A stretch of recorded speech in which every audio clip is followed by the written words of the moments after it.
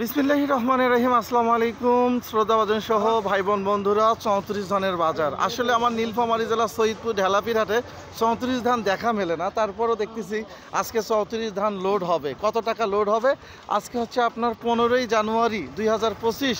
আমাদের নীলফামারী জেলা ঢেলাপির হাটটি প্রতি শুক্রবার এবং মঙ্গলবার সকাল থেকে বসে। এছাড়াও এই হাটটি প্রতিদিনে ধান ক্রয় বিক্রয় হয়ে থাকে। তবে 34 ধান আজকে আমরা শুনে নিলাম, একটু ধানটা দেখাই আপনাদের। এটা হচ্ছে 34 ধান। 34 ধান আমাদের এলাকা থেকে আজকে লোড হচ্ছে 4150 টাকা 77 কেজি বস্তা। আপনাদের এলাকায় কত? 4177 টাকা বস্তা।